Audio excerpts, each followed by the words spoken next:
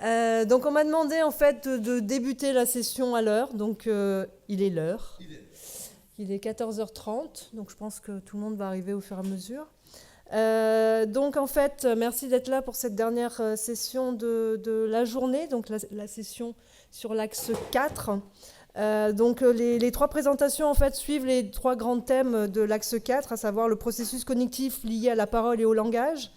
Le deuxième thème, connaissance sur les langues et leurs variétés, avec un focus sur la langue française. Et le troisième, apprentissage automatique et intelligence artificielle. Donc, je vais laisser la parole à Philippe et Roxane pour leur première présentation.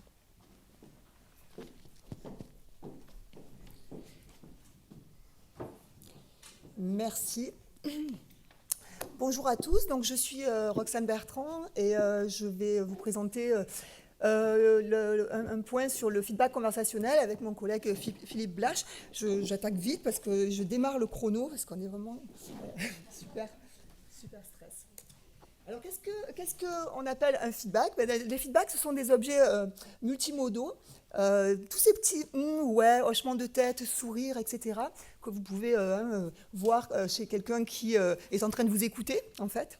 Ce sont des énoncés, plus précisément, qui montrent à l'autre la manière dont on traite son énoncé et l'information qui est présente dans l'énoncé précédent.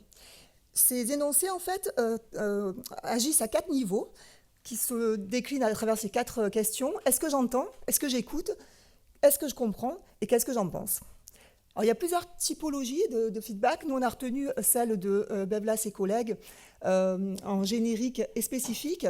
Les feedbacks génériques, ce sont des feedbacks tels que les ouais, des choses un petit peu simples, entre guillemets, qui en fait sont des marques d'élaboration et de mise à niveau du common ground, donc des savoirs partagés. Les spécifiques, ils sont davantage liés donc, au niveau sémantique des discours, et donc de ce fait, ils ont une possibilité d'évaluer le discours qui a été produit. Donc ce sont 2 fonctions assez différentes, une régulatrice des interactions et des tours de parole, et une sémantique. On dit souvent des feedbacks que ce sont donc des marques de promotion de la compréhension mutuelle. Alors, l'alternance de la parole, la progressivité d'un discours et le succès de l'interaction dépendent en fait de la capacité de prédiction des participants. Il y a beaucoup d'études qui ont traité de cette question, notamment au niveau des tours de parole. Longtemps, les feedbacks ont été considérés comme un peu parasites, optionnels, non pertinents. Mais depuis, disons, une quinzaine d'années, on s'est rendu compte qu'ils étaient absolument cruciaux, notamment aux différents niveaux sémantiques, discursifs et pragmatiques. Donc on se pose la question, et c'est les 3 études qu'on va vous présenter avec Philippe, de cette capacité des locuteurs à prédire la production d'un feedback. D'accord ?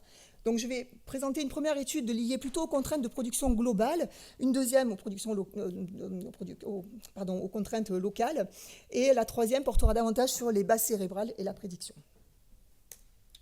Alors dans la première étude, qui date donc de 2017, on s'est intéressé au feedback en fonction de la structure du discours. Et on a travaillé sur une activité spécifique dans la conversation qui est le récit, dans laquelle on a un locuteur, narrateur qui a l'information, d'accord ? Et puis quelqu'un en face qui doit capter cette information, donc l'interlocuteur, le narrateur, comme on dit parfois.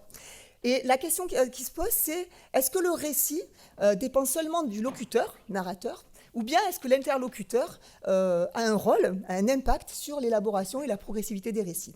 Donc voici nos 3 hypothèses dans le papier. C'était est-ce que les feedbacks sont produits de manière non aléatoire? La variation donc, de la production des feedbacks varierait selon qu'ils sont génériques ou spécifiques.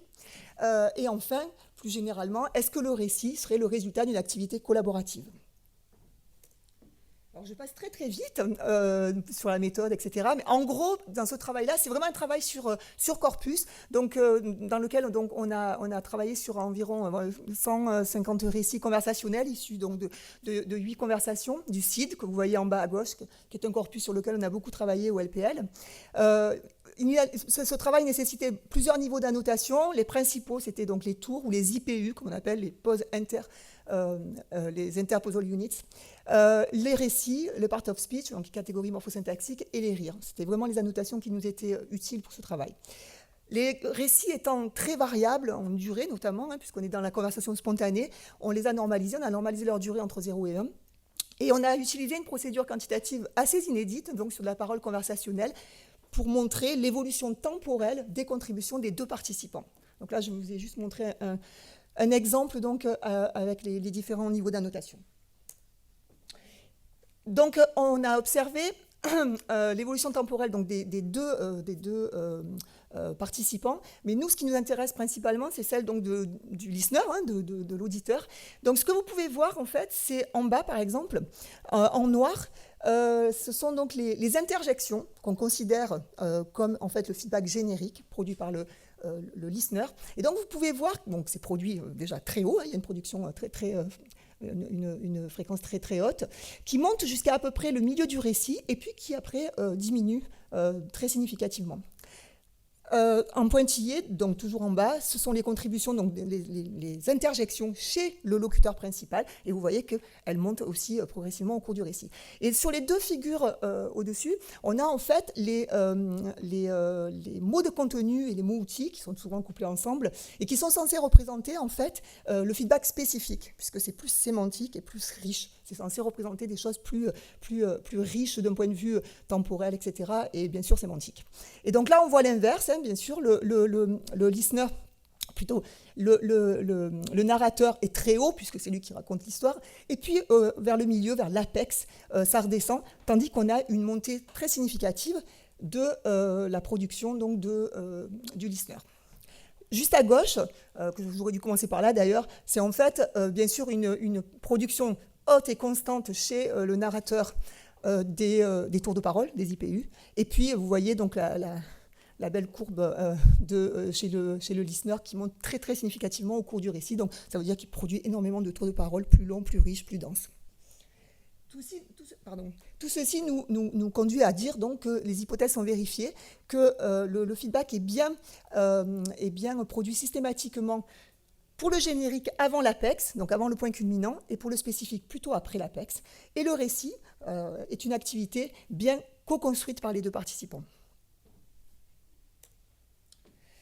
Dans le cas de l'étude 2, on s'est plutôt concentré sur les contraintes locales de production. Donc là, on a regardé le feedback non plus au niveau d'une activité, d'un récit, mais au niveau du tour de parole. Et donc, on s'est intéressé au rôle et au poids des indices multimodaux. C'est vraiment la question de la multimodalité qui nous intéressait. Donc, on a regardé feedback versus tour de parole et feedback générique versus feedback spécifique. Puis après, je vous montrerai dans le slide suivant des sous-types de spécifiques. Deux hypothèses. Il y a un fort rôle de la multimodalité, c'est-à-dire qu'on va essayer de prédire un modèle donc, dans lequel à la fois les indices prédicteurs et les feedbacks sont multimodaux, d'accord ? Et les indices de prédiction seront donc variables selon le type, sous-type et le site de production.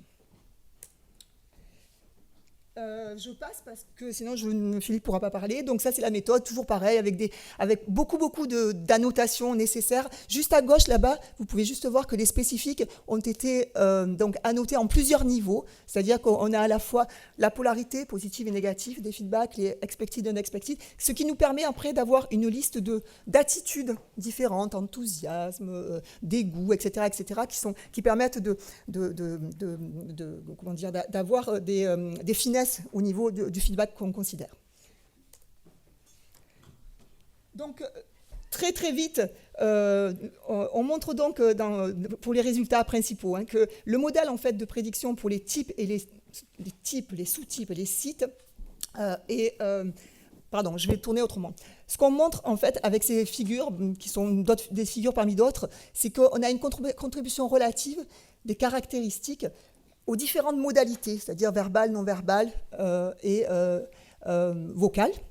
Mais ce qui est le plus important, on va dire, c'est que le meilleur score que l'on obtient avec les modèles que l'on a, c'est lorsque la combinaison est multimodale, c'est-à-dire quand on prend simultanément les différents indices, ceux qui sont produits dans le discours précédent du locuteur. Je suis désolée, je bafouille un peu, mais c'est une question de temps. Merci. Je vais vous présenter une troisième étude particulière qui nous a conduit à étudier les bases cérébrales des feedbacks en reprenant les hypothèses qu'a mentionné Roxane, à savoir la question de la prédictibilité des feedbacks, de la nature des feedbacks, qu'est-ce que c'est que ces objets-là qui ont un rôle prépondérant dans l'interaction et comment sont-ils traités et comment justement sont perçus les feedbacks avec une manip un peu particulière. Donc la première question c'est est-ce qu'il s'agit d'objets linguistiques comme les autres? Ils sont produits, ils sont indispensables, ils sont produits tout au long du discours. On a vu avec les modèles qu'on a testés ce sont des objets prédictibles, qui sont prédictibles sur la base d'indices linguistiques qu'on utilise habituellement dans nos modèles, très bien, mais est-ce qu'on peut vérifier au niveau de la perception cette hypothèse-là? Et puis il y a une seconde hypothèse, c'est est-ce que les feedbacks sont produits automatiquement? Donc, quelle est la nature des feedbacks? Est-ce qu'il s'agit d'objets linguistiques? En gros, est-ce que ce sont comme des mots ou des séquences qu'on produit comme ça? Et est-ce qu'ils sont produits automatiquement? Les trucs comme ça. Et comment sont-ils perçus? Alors, les hypothèses qu'on a, c'est la prédictibilité des feedbacks qu'on observe de façon, dans les études qu'a montré Roxane, ça se traduit par un phénomène au niveau des potentiels évoqués, au niveau du signal cérébral. Et seconde hypothèse, c'est en introduisant des feedbacks qui sont incongrus dans la conversation, est-ce que ça génère une activité qui serait du même type que les incongruités sémantiques qu'on observe au niveau du langage? Donc encore une fois, sur la nature des feedbacks et sur leur perception. La manip est celle-ci. On a deux acteurs, vous les reconnaissez, dans un cadre un peu particulier. C'est un cadre d'un dialogue entre un médecin et un patient. Le médecin annonçant une mauvaise nouvelle, c'était un projet qui est terminé maintenant, qu'on avait là-dedans, et le patient produit une série de feedbacks. Donc c'est un corpus qui est contrôlé, les dialogues avaient été très formatés à l'avance, et on a introduit une nouvelle dimension un peu supplémentaire par rapport aux hypothèses que j'ai évoquées. On a voulu également en profiter pour essayer de voir si ces feedbacks étaient traités de la même façon lorsqu'ils étaient produits par un humain versus un agent conversationnel. Et donc, vous voyez ces deux manips, on a généré automatiquement le comportement de l'agent conversationnel à partir de l'analyse de la production des humains. Ça, c'est le setup, on n'en parle plus. Et 3 résultats. Premier résultat, on observe systématiquement un phénomène attentionnel, ce que je disais au départ, un phénomène attentionnel qui se traduit par un potentiel évoqué particulier, qui est celui d'une onde positive qui apparaît très très tôt, une P200, qui montre qu'il y a précisément cet aspect d'une activité particulière au niveau de l'accès à la mémoire, au niveau de l'accès d'un phénomène attentionnel particulier qui traduirait en quelque sorte, qui permettrait de vérifier la prédictibilité des feedbacks. Ça, c'est le premier résultat qu'on obtient dans les deux cas, humain-humain et humain-agent. Second résultat, qui est le plus important pour nous, sur la nature des feedbacks et sur ce que provoque en gros la perception d'un feedback incongru. Donc vous voyez, feedback incongru, c'est bonjour, je suis le docteur untel, et l'acteur, le patient répond ah bon, donc c'est tout à fait, c'est quelque chose qui pas attendu dans il peut y avoir aussi d'autres types d'incongruités on annonce une nouvelle qui est négative et l'acteur produit un feedback positif. Donc voilà, ce type d'incongruité. Ce qui se passe, c'est que au-delà de la prédictibilité du feedback, alors qu'on attendait dans nos hypothèses, si on pensait que l'incongruité était traitée au même niveau qu'au niveau sémantique, on aurait dû avoir un potentiel évoqué, une N400 qui est typique de l'incongruité. Par exemple, je bois mon café dans des chaussettes. Une fois qu'on a chaussettes, il y a une belle N400, une onde négative particulière. On n'observe pas ce phénomène dans les résultats qu'on a. En revanche, ce qu'on observe, c'est 600 millisecondes après la présentation d'un stimulus incongru, on a un nouveau potentiel évoqué qui s'appelle la P600, qui est typique d'une réanalyse, d'une reconstruction. Et la P600, il y a beaucoup de travaux qui ont montré on appelle ça la P600 sémantique, qui montre que lorsqu'il y a une grande prédictibilité de la structure sémantique et de l'objet qui va arriver, par exemple, je donne ici, je cite un exemple qui est tiré d'une étude qui est déjà ancienne, qui a une dizaine d'années désormais, et qui montre que lorsqu'on on présente à des sujets, l'athlète lance le javelot ou le javelot lance l'athlète, les sujets reconstruisent l'interprétation correcte. Il n'y a pas de perturbation particulière au niveau, par exemple, du N400, mais il y a une reconstruction qui est montrée par la P600, une reconstruction de la structure sémantique prédicative, en l'occurrence complète.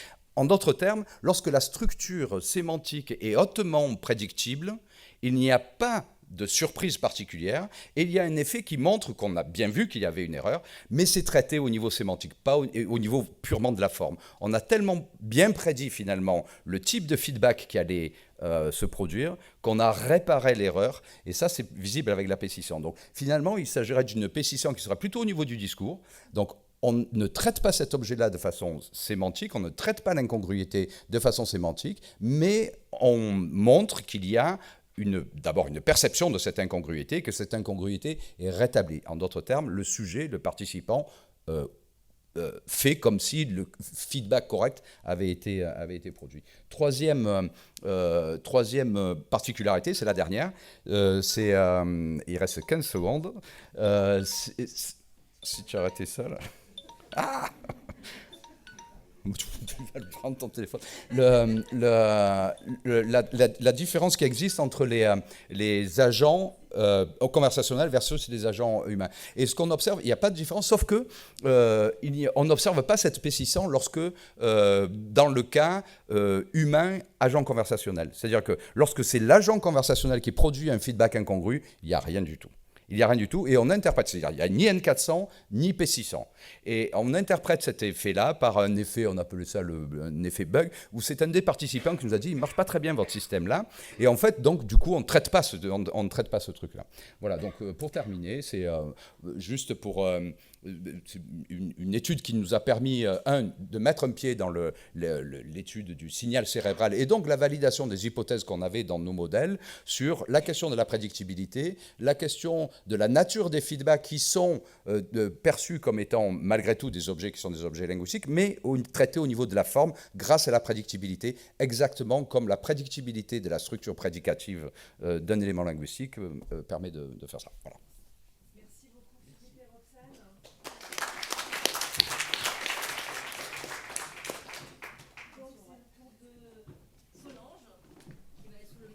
Voilà, donc je mets...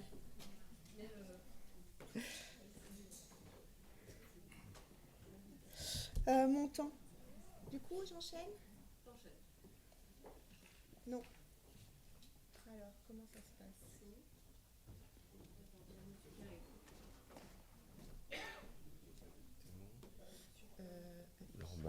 En bas à droite. J'ai le problème de latéralisation, donc moi, à droite et à gauche, C'est bon. Voilà. Bien, donc moi je suis Solange Rossato et je vous remercie de cette invitation à parler à l'Institut Carnot. Je suis bien contente de cette journée.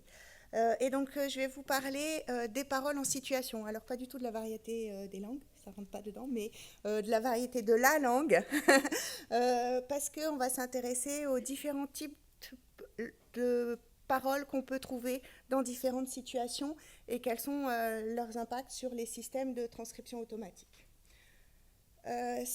Mon objet d'étude, c'est vraiment la variabilité de la parole, c'est-à-dire quelles sont les contraintes qui pèsent sur cette variabilité, qu'est-ce qui fait qu'à un moment donné, on a telle ou telle structure qui peuvent apparaître. Donc la première chose, alors quand je dis apparaître, je ne suis pas du tout informaticienne, je suis phonéticienne, donc je m'intéresse au son. La première chose, du coup, c'est qui parle, quelle est l'identité, quelle identité véhiculée le locuteur veut montrer, à qui il parle, parce qu'on ne parle pas de la même façon à un enfant ou à un adulte, on ne parle pas de la même façon à un collègue ou à quelqu'un qu'on ne connaît pas. Où se passe l'interaction ? C'est aussi quelque chose qui est important. Est-ce qu'on est en face à face ou est-ce qu'on est au téléphone ? On ne va pas préciser les choses de la même façon. Et ça, c'est un apprentissage parce que tout le monde a eu à un moment un enfant au téléphone qui lui dit « Viens voir, regarde ce que j'ai eu, le beau dessin que j'ai fait ». Donc, c'est un apprentissage que d'interagir uniquement par la voix. Et puis, il y a aussi une influence du rôle social. Alors ça, j'ai mis un peu de temps avant de vraiment intégrer cette notion-là dans mes analyses. Je ne sais pas encore très bien comment l'intégrer, mais un enfant de primaire ne va pas parler parce qu'il ne parle pas la bonne langue, donc il sait qu'à l'école, ce n'est pas le bon rôle qu'il a et il ne peut pas parler. Donc c'est très tôt intégré dans les mécanismes d'interaction qu'il y a des rôles. Et à l'école, le rôle, c'est de parler français, c'est pas de parler sa langue. Donc, ils préfèrent ne pas parler. Donc, c'est vraiment quelque chose qui est très important dans la construction des interactions et la prise de parole.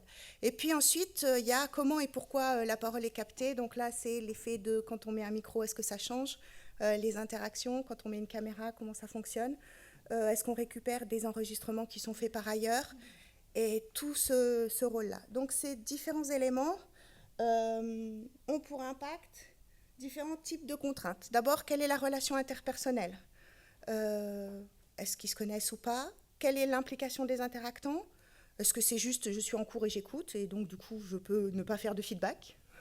Est-ce que quel est le rôle ? Je ne vais pas réagir de la même façon si je parle en tant qu'enseignante ou si je parle en tant qu'amie. Je n'ai pas les mêmes façons de structurer. Quelle est la légitimité à parler ?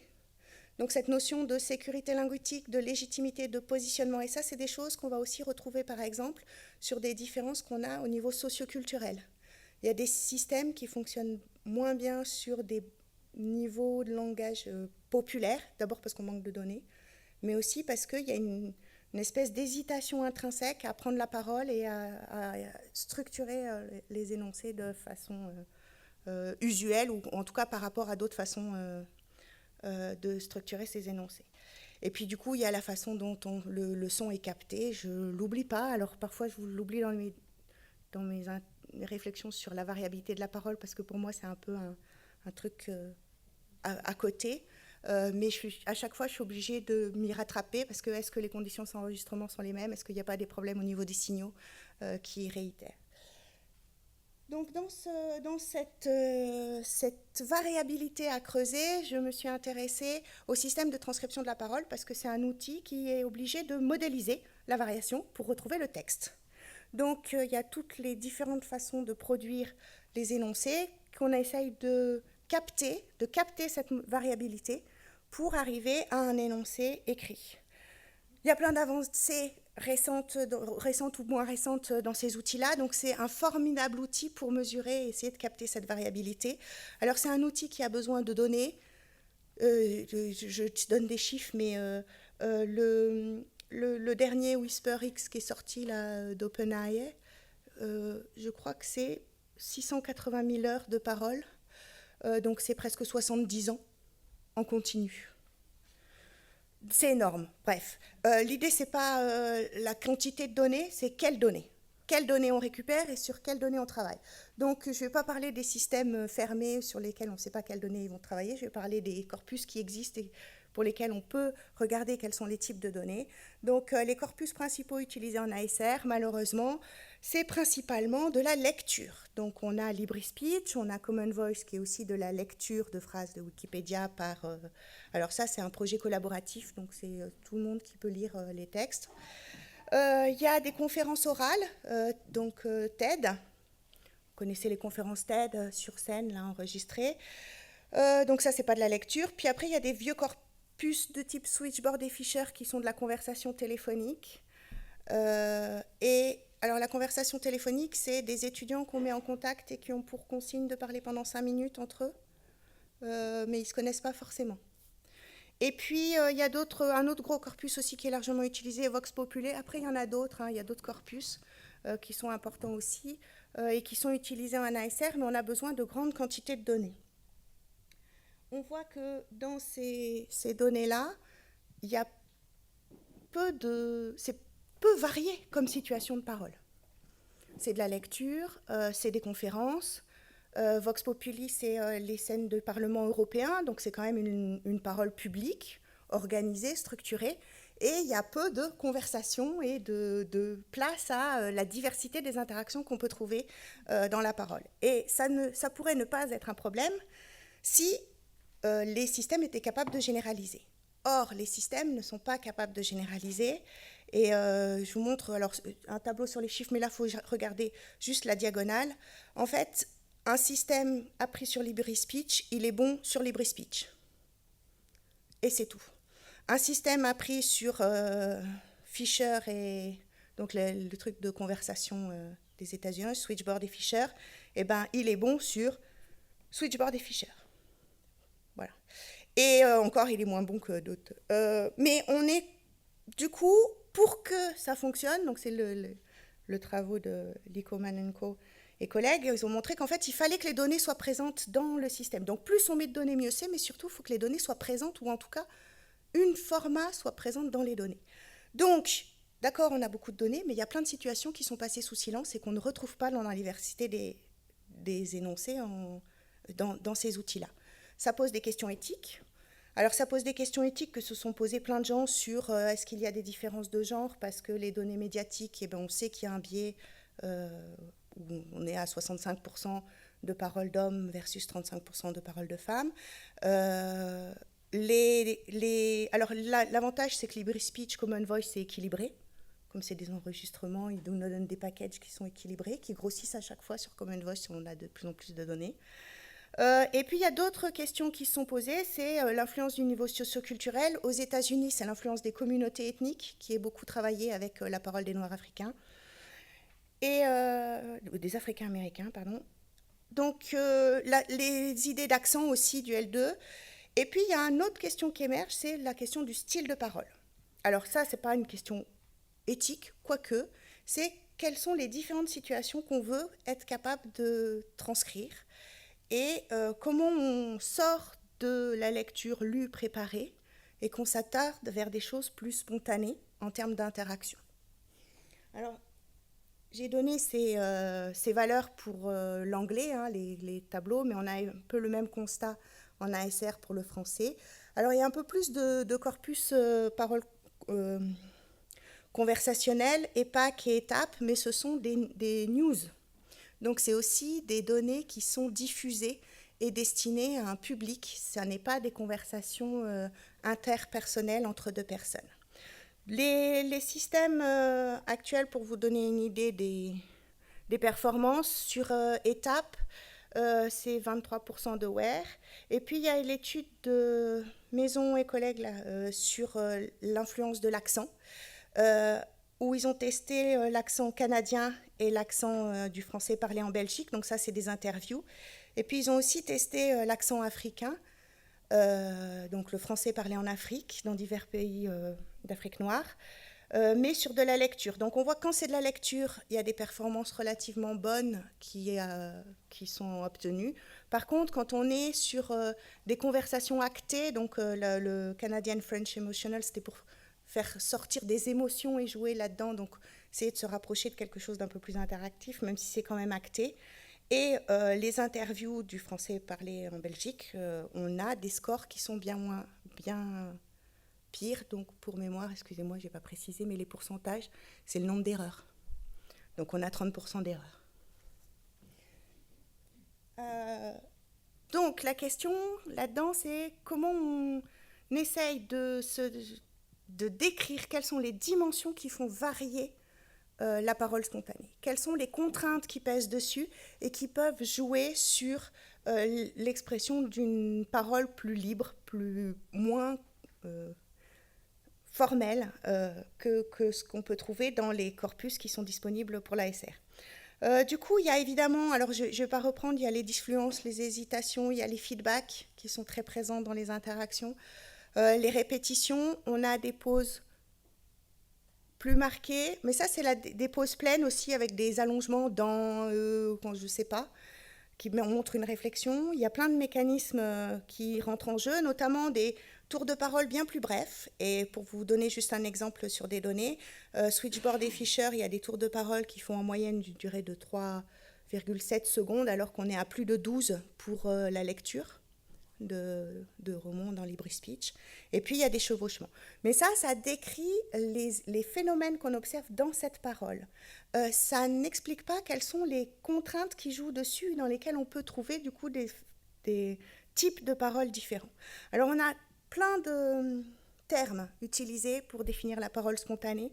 Je ne vais pas revenir dessus, mais ce n'est pas quelque chose qui est clairement posé. Il y a des gens qui ont proposé d'avoir une dimension de degré de spontanéité avec un continuum, avec des choses plus ou moins spontanées, parce qu'on sent bien qu'il n'y a pas un truc tranché entre les deux. Du coup, c'est vraiment ces notions-là, et ça peut expliquer le fait qu'il y ait autant de paroles différentes et que ce soit quelque chose qui ne soit pas bien défini. Ça peut expliquer le fait qu'on ait des performances très différentes sur des corpus dits de paroles spontanées. Donc, je donne juste 2 exemples.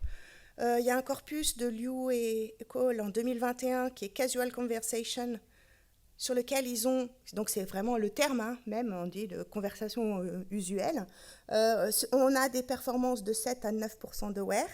C'est Facebook, la même équipe sur d'autres données, avec de l'African American Choral, ils sont entre 36 et 80% de WER en fonction des systèmes. C'est les mêmes équipes, à peu près la même année, donc il n'y a pas non plus une grande faille en termes d'utilisation. Donc comment ça se fait que, donc la dernière expérience, c'est le premier, c'est des discussions entre étudiants, de conversations entre étudiants d'une université, et l'autre, c'est le même type de protocole, conversation entre 2 personnes, mais avec des niveaux socioculturels différents et des Noirs africains. Hop, non. Les différents types de paroles, du coup, quand est-ce qu'elle est spontanée ?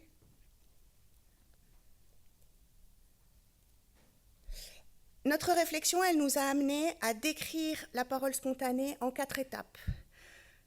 Une notion qui relève de la situation, du contexte situationnel, c'est-à-dire est-ce qu'on est dans des lieux connus, habituellement dans des environnements usuels, la maison, ou alors est-ce qu'on est à une place dans laquelle on ne va pas fréquemment, typiquement la chambre sourde, ou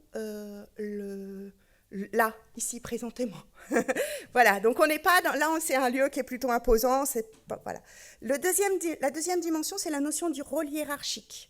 Est-ce qu'on a un rôle différent ? Est-ce qu'il y a une différence ? Je suis la maîtresse ou je suis je veux quelque chose. On n'est pas sur le même statut. Donc ça aussi, on pense que ça joue dans le contexte interactionnel. Ensuite, on a mis le degré d'intimité entre les locuteurs. Le canal de communication, est-ce qu'on est en face à face, uniquement en vidéo ou avec juste de l'audio, et le type de communication entre 2 personnes, 2 groupes ou de masse. Ça nous a permis du coup, à partir de tous les corpus linguistiques qu'on a essayé de rassembler, donc vous avez là la liste de tous les corpus, je vais passer vite, excusez-moi. Je finis. On a fait des cas. Donc, on a trouvé des cas dans les corpus pour essayer de conforter nos situations.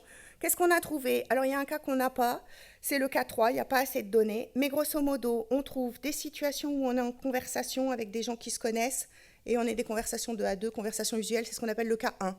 Il y a le moins d'attente de l'extérieur, le plus pour l'individu de libre fonctionnement. Et puis, plus on augmente en cas, plus il y a de la contrainte dessus, avec des attendus sur une forme de langage posée. Donc ça, c'est le cas 4.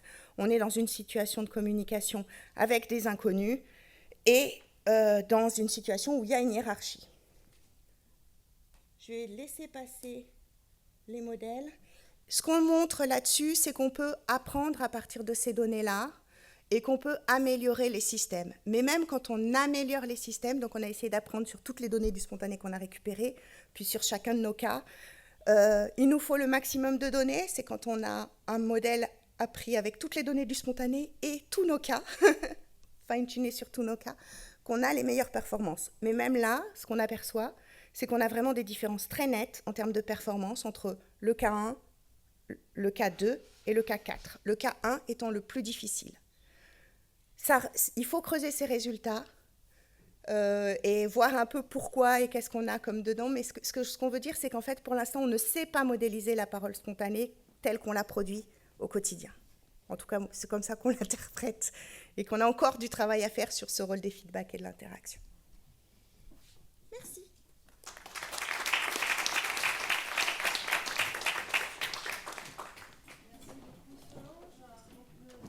Troisième intervenant, Jean-François, il a respecté les temps de mes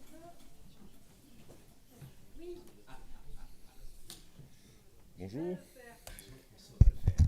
Merci aux orateurs précédents de m'avoir donné une demi-heure pour m'exprimer, donc je vais en profiter.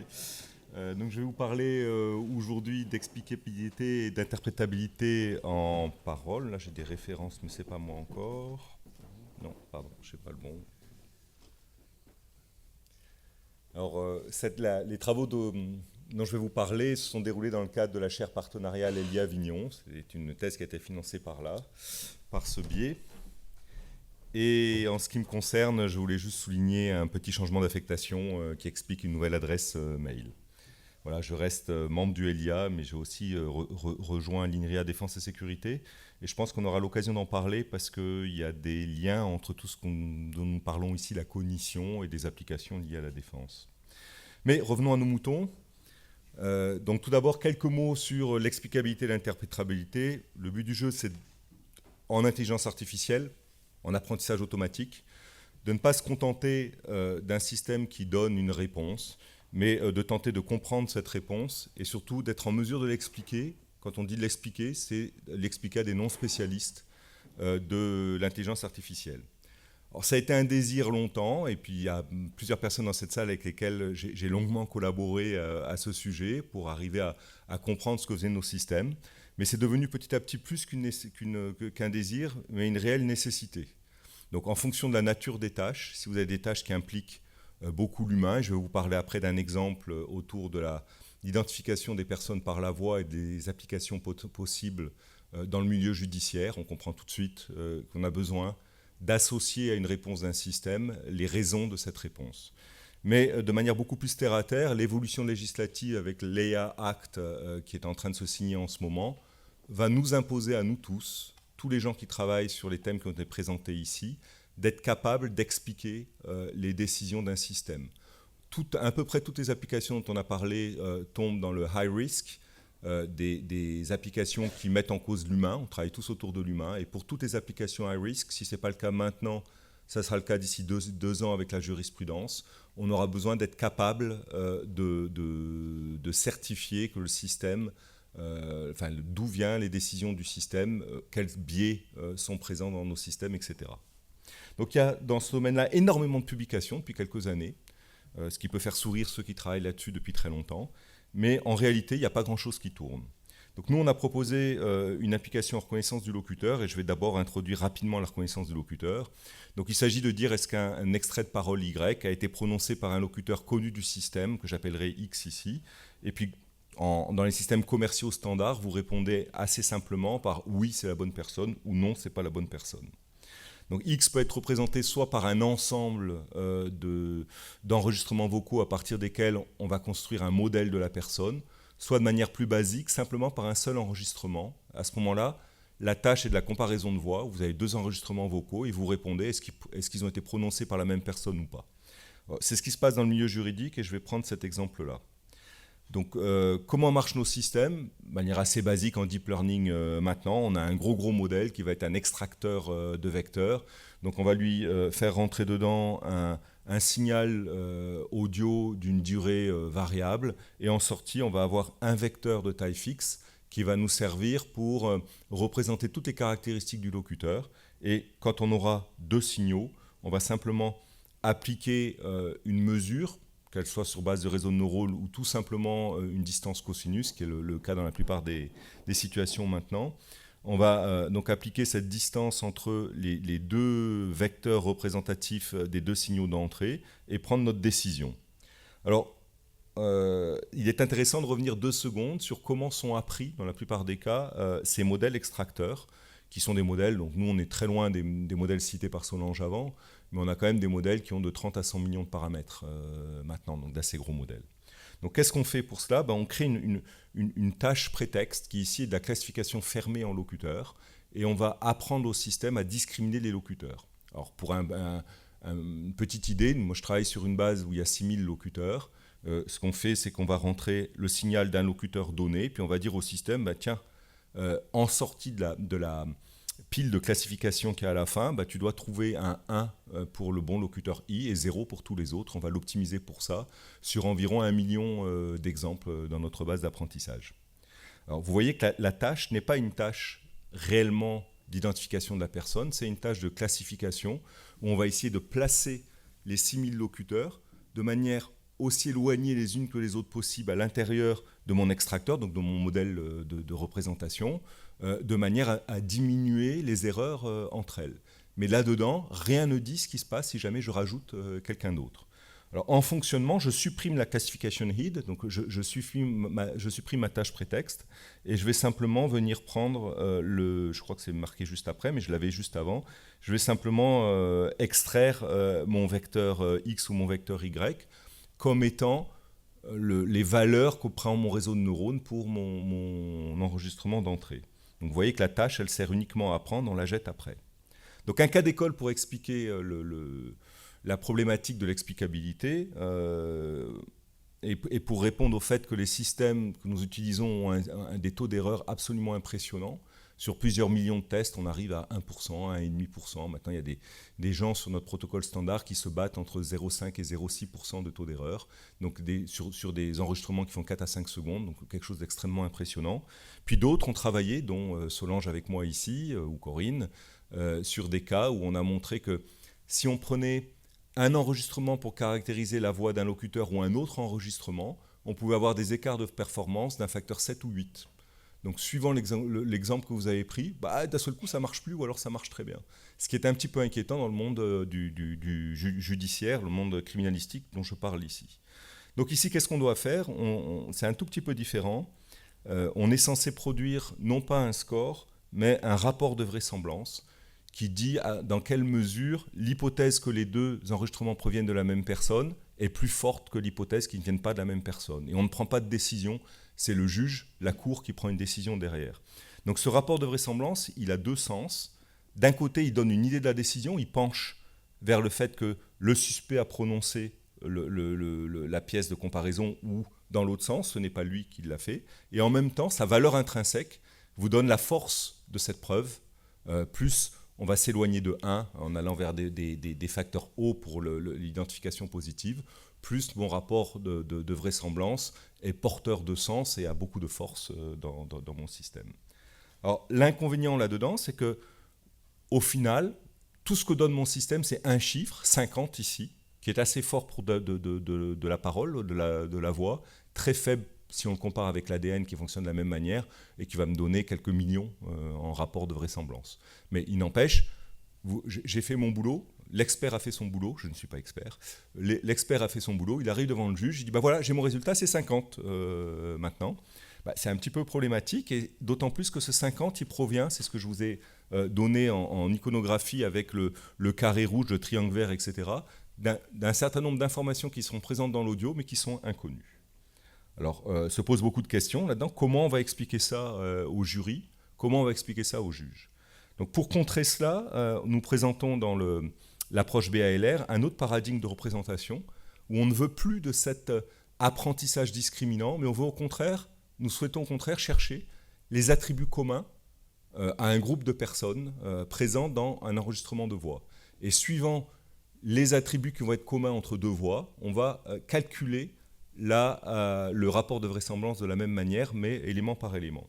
Donc quelques exemples ici. Donc BALR va diviser, vous avez toujours l'iconographie, va séparer chacun de ces éléments et va tenter de donner un élément de score, un rapport de vraisemblance dans ce cas-là, séparé pour chacun des éléments, de telle manière que le fameux 50 de tout à l'heure soit maintenant simplement le produit des rapports, des scores produits pour chacun des attributs de parole différents. Voilà, donc l'approche, elle est divisée en trois. D'abord, quelque chose qui est capable d'extraire les attributs de parole présents dans un enregistrement, un petit peu comme on l'a vu tout à l'heure avec le fameux vecteur, c'est exactement la même chose que l'extraction du vecteur. Deuxièmement, quelque chose qui est capable de calculer les scores là-dessus, simplement avec des paramètres explicites qui décrivent le comportement d'un attribut, j'y reviendrai après. Et enfin, la partie 3, la plus dure, essayer de comprendre qu'est-ce que c'est que ces attributs de parole. Donc la première partie, nous l'avons réalisée, j'en parlerai extrêmement peu, parce qu'on a bricolé quelque chose à partir d'un système état de l'art, ça a marché du premier coup, et depuis on essaye de faire quelque chose de différent et ça ne marche pas. Mais on est très content, ça marche, et on va lancer une thèse pour faire ça proprement maintenant. Mais en gros, on a binarisé avec 2 ou 3 bricoles, on a binarisé l'extracteur classique que je vous ai montré tout à l'heure en trouvant une solution pour avoir des vecteurs de 1 et de 0 à la fin, donc un vecteur de taille 205 dans notre cas. Et si l'attribut est présent, le coefficient correspondant est à 1. Si l'attribut n'est pas présent, le coefficient correspondant est à 0. Pour la deuxième partie, nous avons défini 3 paramètres comportementaux en s'inspirant de ce qui était fait dans l'ADN. Le premier est la typicalité de l'attribut. Donc, nous reprenons notre base de 6000 personnes et nous regardons simplement combien de couples d'individus dans cette base de 6000 personnes partagent le même attribut. Donc si on prend l'exemple de Philippe tout à l'heure, combien de locuteurs partagent le fait de pouvoir dire des « et » comme des « et », très caractéristiques de l'accent provençal. Et donc c'est vraiment un attribut de groupe qui va être présent. Malheureusement, on ne saura pas que cette caractéristique du signal-là ou de la parole-là. On aura simplement l'attribut 32 qui correspondra par les faits au groupe de personnes qui partagent cela. Les 2 autres attributs sont des attributs liés à la fiabilité. Le premier est extrêmement intéressant, c'est le drop-out, la probabilité pour ne pas trouver dans la voix de Philippe le fameux élément que j'avais repéré dans un autre enregistrement. Pourquoi cela ? Parce que s'il prononce un message dans lequel il n'y a pas de « et », il n'y a pas de « est », de toute manière, je ne peux pas trouver l'attribut. Évidemment, la parole est extrêmement variable et complète, et en 3 secondes, on ne peut pas faire le tour de toutes les caractéristiques de la voix. Donc on a un taux de drop-out qui est relativement important. Et enfin, le troisième, beaucoup moins clair, c'est en gros la probabilité d'erreur expérimentale. Je prends mon enregistrement, j'applique mon système et à tort, il trouve l'attribut dans la voix présente. Il correspond dans l'ADN au fait de mélanger 2 prélèvements au moment où on prélève des traces ADN. Et celui-ci, il est fixé de manière complètement empirique pour le moment. Il n'a pas une très grande importance, heureusement. Je n'en discuterai pas aujourd'hui. Voilà, alors maintenant, le score, comme je vous l'avais dit, va être défini uniquement à partir de ça. À partir des signaux audio, sur chaque signal audio, on extrait notre vecteur binaire qui dit est-ce que l'attribut est présent ou pas grâce au fameux gros modèle un petit peu modifié que j'ai présenté au départ. Ensuite, pour chacun des attributs présents, pour chacun des attributs tout court, je vais avoir 4 situations. Il n'y a pas l'attribut, c'est 0, 0, il est dans aucun des deux. Il est dans le premier et pas dans le deuxième, j'ai un cas 1, 0. Il est dans le deuxième et pas dans le premier, j'ai un cas 0, 1. Ou il est présent les 2 fois, j'ai un cas 1, 1.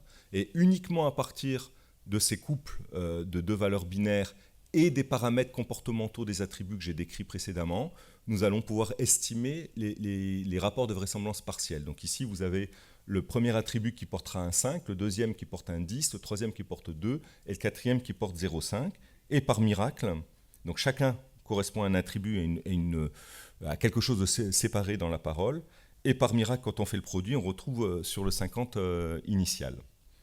Alors ça suppose une hypothèse d'indépendance que nous vérifions expérimentalement pour l'instant, elle fonctionne, et que nous introduisons maintenant dans l'apprentissage du système pour la prochaine étape, pour qu'elle soit garantie par construction, ce qui n'est pas si simple que ça.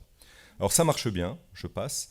Ça permet d'appliquer des systèmes d'explicabilité comme celui-là qui donnent le poids de chacun des attributs dans la décision. Enfin, en continuant là-dessus, nous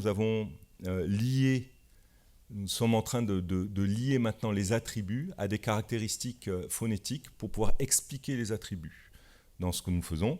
Alors pour faire cela, nous séparons simplement les enregistrements d'entraînement en deux séries, une dans laquelle l'attribut est présent, une dans laquelle l'attribut n'est pas présent et prononcé par d'autres locuteurs dans notre cas. Pour chacun des enregistrements, on calcule autant de variables que nous le souhaitons, avec tous les systèmes paramétriques que nous voulons, et après par 2 méthodes, je n'ai pas le temps de les expliquer malheureusement, mais stepwise LDA, ou l'usage de decision tree sur chacun des attributs, nous trouvons l'importance de chacune des variables. Et à la fin, vous retrouvez juste le petit carré qui est là, après je devrais passer à la conclusion malheureusement, qui va nous dire l'importance qu'a eu chacune des variables descriptives dans le fait qu'il y a pour expliquer la séparation entre les 2 séries de fichiers.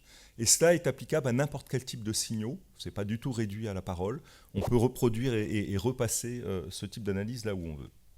Voilà un peu notre solution. Donc, un nouveau paradigme de représentation qui permet d'avoir des attributs partagés entre les locuteurs, ce qui offre un énorme intérêt qui est que vous pouvez travailler sur ces attributs pour les décrire parce qu'ils sont stables d'une application à l'autre. Alors que dans le système initial où on travaillait simplement de façon discriminante entre les locuteurs, dès que vous rajoutez un locuteur dans la base d'entraînement, tout le système peut changer et vous perdez tous les éléments d'explicabilité que vous aviez calculés.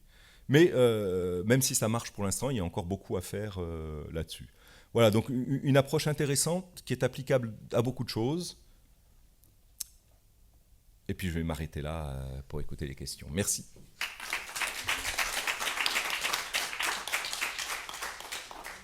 Très impressionné.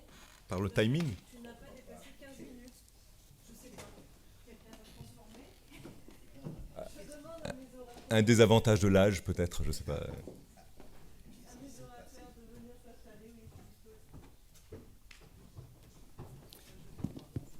Philippe, tu veux pas me dire un et un est d'abord pour montrer que j'avais pas tort? C'est pas typiquement provençal, et puis c'est vraiment une caractéristique.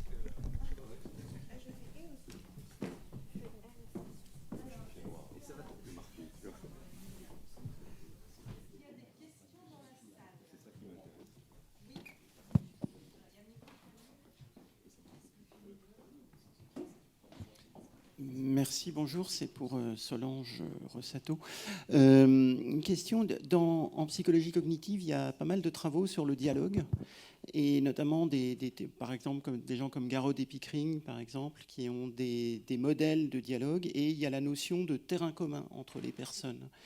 Et quand vous dites plus les gens sont proches, plus le système a du mal à comprendre, etc., c'est probablement parce qu'il y a un terrain commun extrêmement important entre les personnes et que du coup, ils ont beaucoup moins besoin d'explicitation entre eux que quand il n'y a pas de terrain commun. Et donc peut-être que vous pourriez adjoindre, en tout cas tenir compte de ces modèles cognitifs qui existent en psychologie cognitive pour vos systèmes. Voilà. Je pense que c'est une des raisons pour lesquelles, par exemple, les tours de parole sont beaucoup plus brefs, parce qu'on ne finit pas nos phrases, c'est l'autre qui complète. Et du coup, on est beaucoup. Et le fait que ce soit en visuel aussi joue. Parce que par exemple, à la télé, les tours de parole sont plus brefs que à la radio.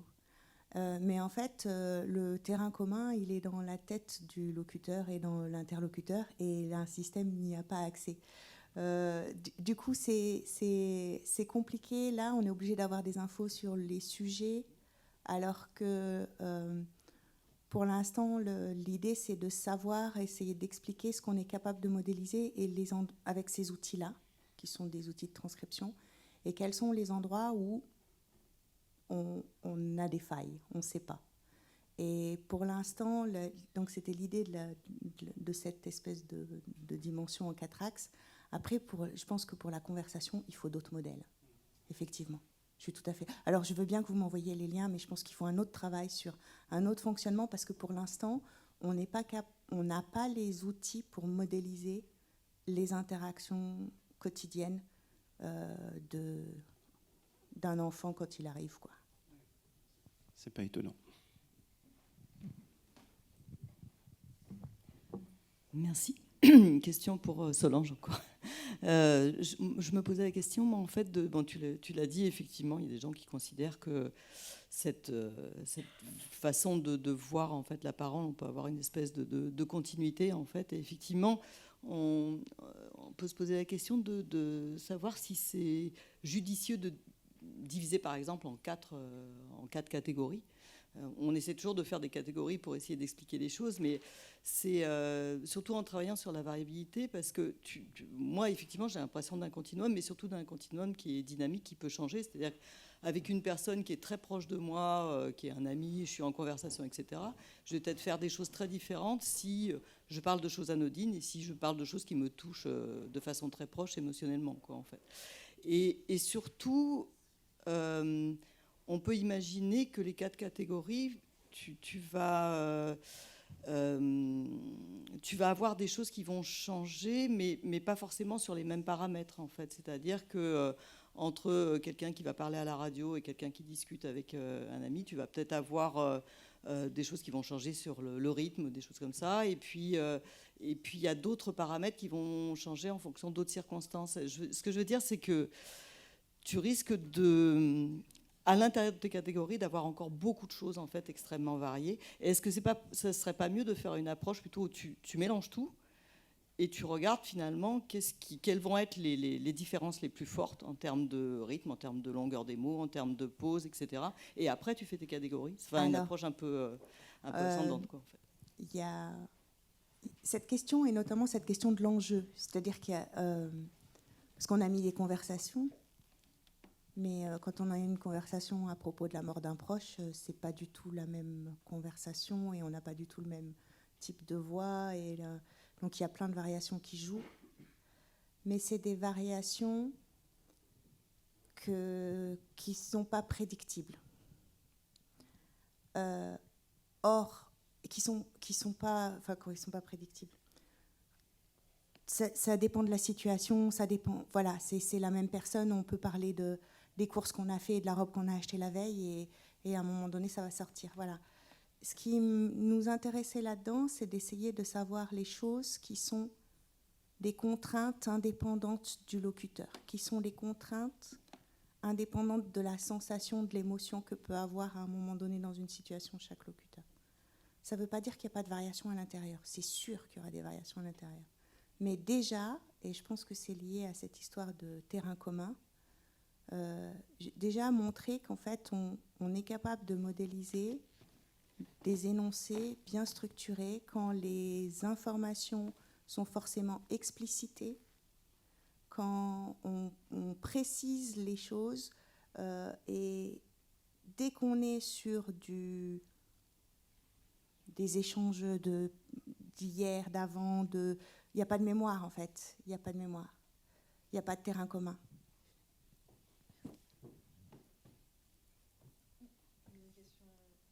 Bonjour, donc Yvonne Delevoye de Scalam. Donc c'est une question pour Jean-François Bonastre.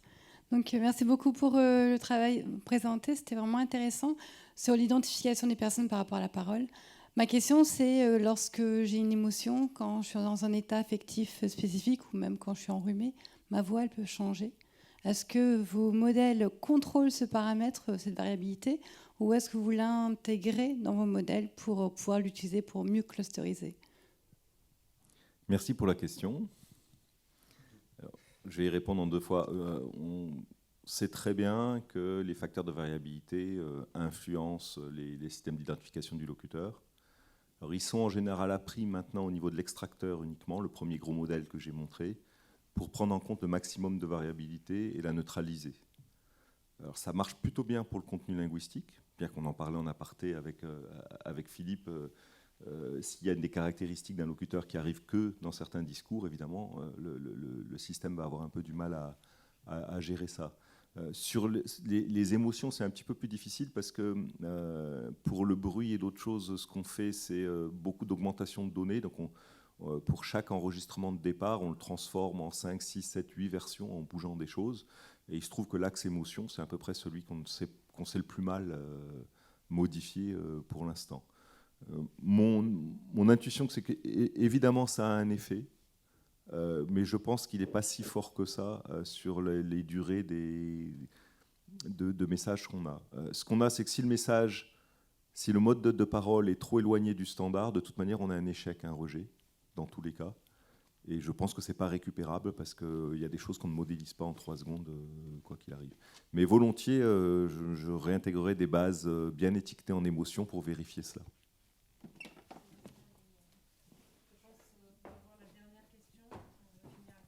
Question pour Jean-François. Imaginons une application différente qui serait, dans un cas criminel,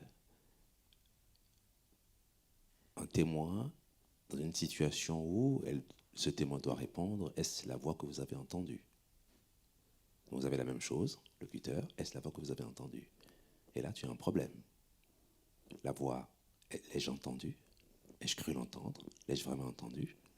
L'ai-je vraiment retenue? J'aurais préféré donner le micro à Christine pour répondre. C'est une question auquel on a été confronté du témoignage auditif et de tous les biais cognitifs dans le témoignage auditif. Et pour pour répondre brièvement, nous avons participé en commun à un procès très médiatisé en France en tant qu'expert scientifique, venant expliquer. Et c'est quelque chose qui ne passe pas du tout. Dans les connaissances partagées par la plupart des gens, qui soient éduqués ou pas, donc ça inclut tous les juristes, etc., l'identification des gens de quelqu'un par la voix est un fait acquis. Or, on est plusieurs ici à avoir participé à pas mal d'expériences qui montrent que ce n'est pas vrai, et que si l'humain a des capacités pour identifier quelqu'un et pour mémoriser une voix, ces capacités ne sont pas identiques entre les personnes. Elles sont loin d'être aussi bonnes que ce qu'on pense. Dans le cas du procès que je citais, c'était 15 ans après, sur moins d'une seconde de paroles extrêmement bruitées, et au final, un individu est en prison pour 20 ans uniquement sur la base de ça. Voilà. Donc je ne sais pas si je réponds, mais effectivement, sur ce côté des biais cognitifs dans la perception, il y a d'énormes problèmes à l'heure actuelle, et d'où la volonté d'avoir des machines qui répondent à la place, sauf que je fais le lien avec la très bonne question précédente, sauf que nos machines, nous ne connaissons pas exactement les limites, et il y a encore beaucoup d'inconnus dans les machines. Donc la position commune de la communauté scientifique Parole en France est de travailler sur la question, mais si possible de ne pas faire d'évaluation dans les tribunaux tant qu'on n'a pas un protocole standard de mise en œuvre propre. Et peut-être que l'AIA Act dont je parlais tout à l'heure va forcer beaucoup de gens à mettre en place des standards de mise en œuvre un peu plus solides, même s'il y a eu beaucoup de progrès ces 20 dernières années. Très bien, je crois qu'on va remercier une nouvelle fois.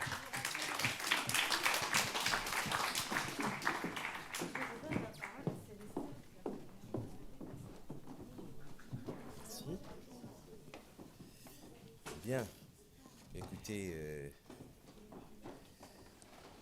je vais être rapide, bref, comme je l'avais annoncé, de façon à ce que nous puissions...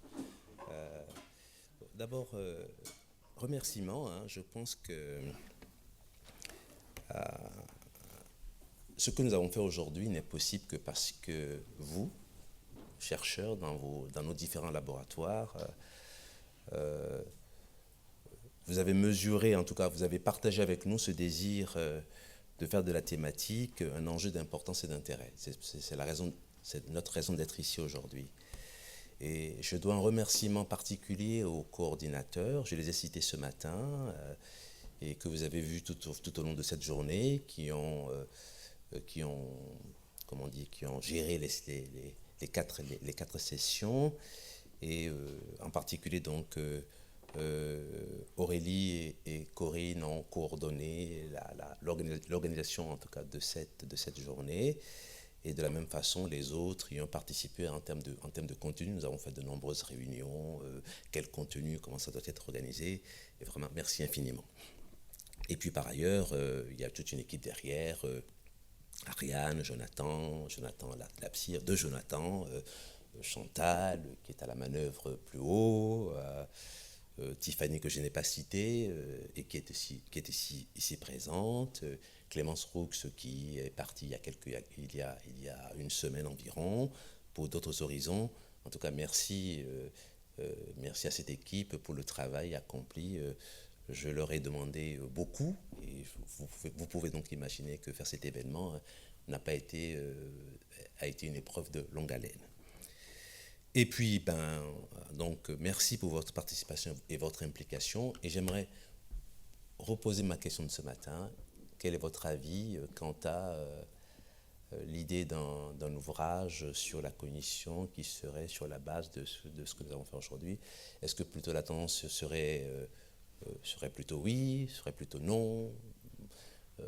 Voilà, si vous me dites non, je dirais que j'ai une chose de moins à faire. Si vous dites oui, je vais rajouter une chose dans la pile. Donc globalement, plutôt en levant la main, ce serait plutôt oui ou ce serait plutôt non, un ouvrage en anglais qui nous permettrait de rayonner, de faire montrer ce que nos laboratoires sont capables de faire. Plutôt un petit sondage, plutôt oui, plutôt non. Enfin, levez la main si c'est plutôt oui. Ce que vous en pensez? Bon. Oui, une question, oui, je peux. Le fait que cet ouvrage sera numérique. Oui, bien sûr. Il sera en anglais et numérique, oui. En anglais et numérique, oui, bien sûr. Il sera en anglais et numérique. Bon, voilà, il n'y a pas de... c'est une idée, et nous verrons bien en fonction de ce que les uns et les autres vont pouvoir répondre. Écoutez, merci. Alors, dernière chose, est-ce que vous souhaitez... Cet événement que nous avons fait, on l'a fait avec une première partie qui est donc la journée entreprise hier, la journée aujourd'hui réservée aux chercheurs. C'est une formule qui convient? Faut-il inverser? Faudrait-il plutôt commencer par plutôt la prochaine fois par une édition qui serait une édition sur d'abord les chercheurs parlent aux chercheurs, donc une édition donc qui est vraiment interne, suivie d'une journée publique. Quel est votre point de vue si vous voulez vous exprimer sur ce point? Oui, moi je suis d'accord avec la deuxième proposition. Je pense que ça peut être intéressant que cette journée chercheur vienne avant, parce qu'on sait que ces conventions scientifiques, elles ont été un facteur d'unité intellectuelle du Carnot. On se comprend, on se connaît, on apprend à mieux se connaître. D'une journée à l'autre, c'est pas forcément les mêmes personnes qui sont présentes. Donc il y a un peu ce travail à refaire en permanence, de lien entre les laboratoires, les thématiques, les chercheurs. Donc oui, je trouve que ce serait bien. Et puis tu as oublié une chose, et moi je pense qu'on a oublié une chose, c'est qu'évidemment il y en a un qu'il faut remercier d'abord, et très fortement, c'est Célestin. Sans Célestin.